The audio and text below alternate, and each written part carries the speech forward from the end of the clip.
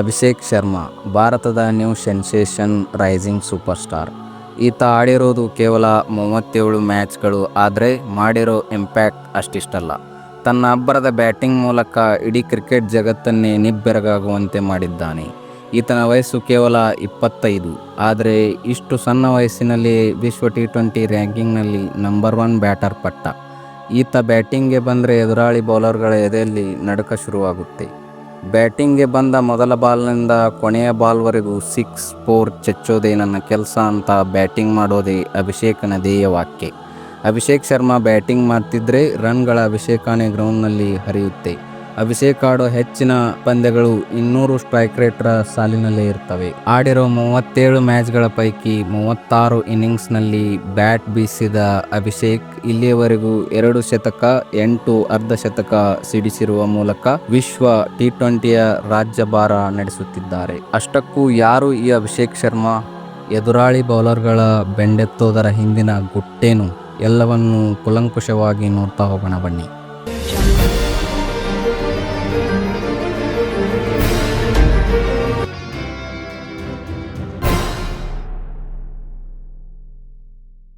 ಅಭಿಷೇಕ್ ಹುಟ್ಟಿದ್ದು ಸೆಪ್ಟೆಂಬರ್ 4, 2000. ಪಂಜಾಬ್ನ ಅಮೃತ್ಸರ್ ಇವರ ಹುಟ್ಟೂರು. ತಂದೆ ರಾಜ್ಕುಮಾರ್ ಶರ್ಮಾ, ತಾಯಿ ಮಂಜು ಶರ್ಮಾ. ಕೋಮಲ್ ಮತ್ತು ಸೋನಿಯಾ ಎಂಬ ಇಬ್ಬರು ಅಕ್ಕಂದಿರು ಕೂಡ ಅಭಿಷೇಕ್ಗೆ ಇದ್ದಾರೆ. ತಂದೆ ರಾಜ್ಕುಮಾರ್ ಶರ್ಮಾ ಆಗಲೇ ಪಂಜಾಬ್ ಪರ ಫಸ್ಟ್ ಕ್ಲಾಸ್ ಹಾಗೂ ಕ್ಲಬ್ ಕ್ರಿಕೆಟ್ ಆಡುತ್ತಿದ್ದರಿಂದ ಇವರೇ ಅಭಿಷೇಕ್ನ ಮೊದಲ ಕ್ರಿಕೆಟ್ ಕೋಚ್ ಆಗಿದ್ರು. ಅಭಿಷೇಕ್ ದಿಲ್ಲಿ ಪಬ್ಲಿಕ್ ಸ್ಕೂಲ್ನಲ್ಲಿ ವಿದ್ಯಾಭ್ಯಾಸ ಮಾಡ್ತಿದ್ರು. ಆವಾಗಲೇ ಕ್ರಿಕೆಟ್ನ ನಂಟು ಶುರುವಾಗಿದ್ದರಿಂದ ಶಾಲೆ ಮತ್ತು ಕ್ರಿಕೆಟ್ ಎರಡನ್ನೂ ಸರಿಸಮಾನವಾಗಿ ಅಭ್ಯಾಸ ಮಾಡ್ತಿದ್ದ. ಬೆಳಿಗ್ಗೆ ಶಾಲೆಗೆ ಹೋಗುವವರೆಗೂ ನೆಟ್ ಪ್ರಾಕ್ಟೀಸ್ ಮತ್ತು ಶಾಲೆಯಿಂದ ಬಂದ ನಂತರ ನೆಟ್ ಪ್ರಾಕ್ಟೀಸ್. ಅಭಿಷೇಕ್ ಶಾಲೆಯಿಂದ ಬಂದ ನಂತರ ಅಕ್ಕ ಕೋಮಲ್ ಮತ್ತು ಸೋನಿಯಾ ಅಭಿಷೇಕ್ಗೆ ಬಾಲ್ ಮಾಡಬೇಕಿತ್ತು. ಅವರಿಬ್ಬರಿಗೂ ಸಾಕಾದಾಗ ತಾಯಿ ಮಂಜು ಶರ್ಮಾ ಅಭಿಷೇಕ್ಗೆ ಬಾಲ್ ಮಾಡಬೇಕಾಗಿತ್ತು.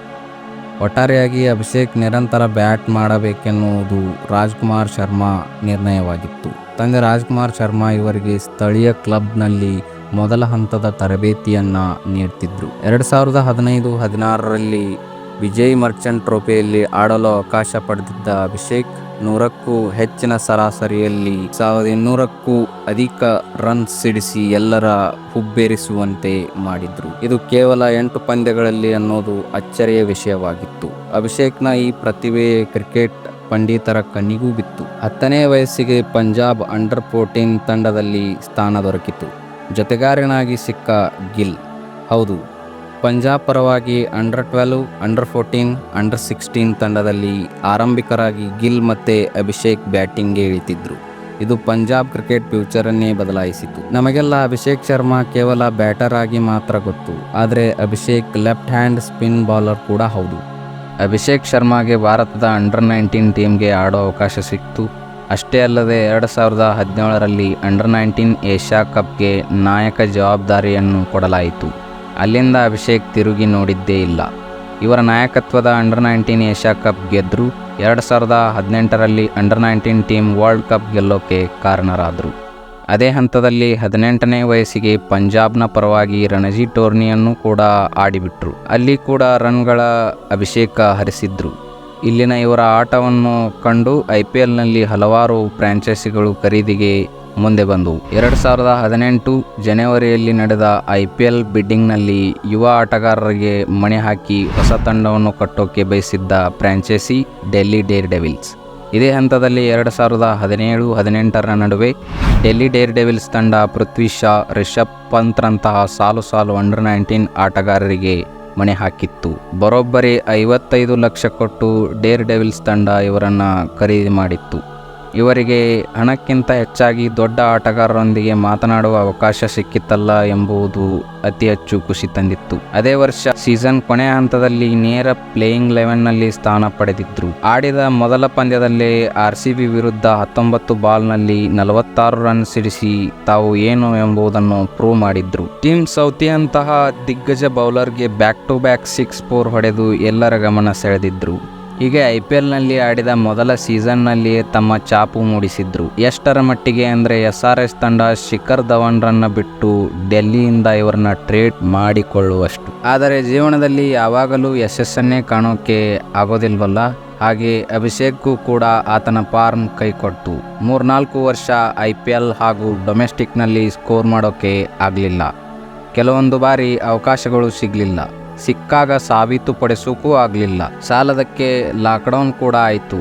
ಆದರೆ ಅದೇ ಲಾಕ್ಡೌನ್ ಅಭಿಷೇಕ್ರ ಪಾಲಿಗೆ ವರವಾಗಿ ಬಂತು. ಯಾಕಂದರೆ ಅವರಿಗೆ ಈ ಸಮಯದಲ್ಲಿ ಒಬ್ಬ ಗುರುವಿನ ಮಾರ್ಗದರ್ಶನ ಸಿಗುತ್ತೆ. ವೀಕ್ಷಕರೇ, ಅಭಿಷೇಕ್ನಂತಹ ಯುವತಾರೆ ಕ್ರಿಕೆಟ್ ಜಗತ್ತಿನಲ್ಲಿ ಮಿನುಗೋಕೆ ಕಾರಣ ಆತನನ್ನು ಟ್ರೈನ್ ಮಾಡಿದ ಕೋಚಸ್ ಹಾಗೂ ಮೆಂಟರ್ಸ್. ಆರಂಭದಲ್ಲಿ ಇವರ ತಂದೆ, ಅಂಡರ್ 19ನಲ್ಲಿ ರಾಹುಲ್ ದ್ರಾವಿಡ್, VVS ಲಕ್ಷ್ಮಣ್, ಡೆಲ್ಲಿಯಲ್ಲಿ ರಿಕಿ ಪಾಂಟಿಂಗ್ನಂತಹ ಚಾಂಪಿಯನ್ಸ್ ಆಟಗಾರರ ಕೈಯಲ್ಲಿ ಪಳಗಿದ ಅಭಿಷೇಕ್ಗೆ IPL ಅಂತ ಬಂದಾಗ ಸ್ವಲ್ಪ ಹಿಂದೇಟು ಹಾಕ್ತಿದ್ರು. ಅದೇ ಟೈಮಿನಲ್ಲಿ ಪಂಜಾಬ್ನಲ್ಲಿ ಇವರ ಆಟ ನೋಡಿದ್ದ ಯುವರಾಜ್ ಸಿಂಗ್ ಇವರ ಕೈ ಹಿಡಿತಾರೆ. ಲಾಕ್ಡೌನ್ ಸಮಯದಲ್ಲಿ ಖುದ್ದು ಅಭಿಷೇಕ್ರನ್ನು ತಮ್ಮ ಮನೆಯಲ್ಲಿ 2 ತಿಂಗಳ ಕಾಲ ಇರಿಸ್ಕೊಂಡು ಟ್ರೈನ್ ಮಾಡ್ತಾರೆ. ಯಾವ ಸ್ಕಿಲ್ಗಳನ್ನು ಇನ್ನಷ್ಟು ಮೊನಚು ಮಾಡಬೇಕಿತ್ತೋ ಅವುಗಳನ್ನೆಲ್ಲ ತಿದ್ದಿದ್ರು. ತದನಂತರ 2022ರಲ್ಲಿ ಸನ್ರೈಸರ್ಸ್ ಇವರನ್ನು ಓಪನರ್ ಆಗಿ ಕಣಕ್ಕಿಳಿಸೋಕೆ ಆರಂಭ ಮಾಡುತ್ತೆ. ಇಲ್ಲಿಂದ ಅಭಿಷೇಕ್ ಶರ್ಮಾ ಅವರ ವರ್ಣ ರಂಜಿತ ಆಟ ಮತ್ತೆ ಆರಂಭವಾಯಿತು. 2023ರಲ್ಲಿ ಪಂಜಾಬ್ ಕ್ಯಾಪ್ಟನ್ ಆಗಿ ಸೈಯದ್ ಮುಸ್ತಾಕ್ ಅಲಿ ಟ್ರೋಫಿ ಗೆಲ್ಲಿಸಿದ್ರು. ತದನಂತರ IPL ಸನ್ರೈಸರ್ಸ್ನಲ್ಲಿಯೂ ಅಭಿಷೇಕ್ ಯಾವ ರೀತಿ ಬ್ಯಾಟ್ ಬೀಸ್ತಿದ್ದಾರೆ ಅನ್ನೋದು ನಿಮಗೆ ಗೊತ್ತೇ ಇದೆ.